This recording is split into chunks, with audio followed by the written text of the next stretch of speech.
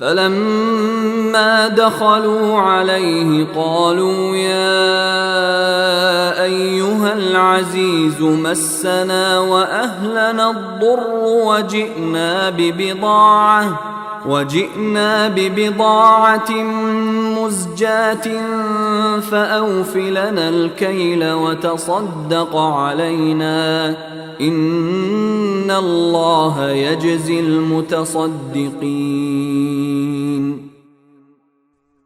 چنانچہ جب وہ یوسف کے پاس پہنچے تو انہوں نے یوسف سے کہا، اے عزیز، ہم پر اور ہمارے گھر والوں پر سخت مصیبت پڑی ہوئی ہے اور ہم ایک معمولی سی پونجی لے کر آئے ہیں، آپ ہمیں پورا غلہ دے دیجئے اور اللہ کے لیے ہم پر احسان کیجئے، یقیناً اللہ اپنی خاطر احسان کرنے والوں کو بڑا اجر عطا فرماتا ہے۔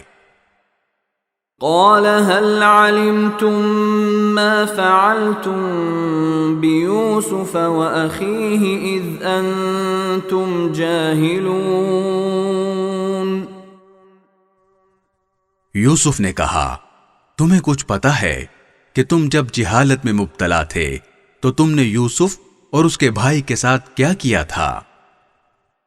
قالوا أئنك لأنت يوسف قال أنا يوسف وهذا أخي قد من الله علينا إنه من يتق ويصبر فإن الله لا يضيع أجر المحسنين۔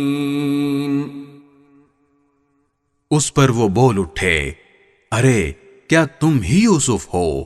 یوسف نے کہا، میں یوسف ہوں اور یہ میرا بھائی ہے، اللہ نے ہم پر بڑا احسان فرمایا ہے۔ حقیقت یہ ہے کہ جو شخص تقوی اور صبر سے کام لیتا ہے تو اللہ نیکی کرنے والوں کا اجر ضائع نہیں کرتا۔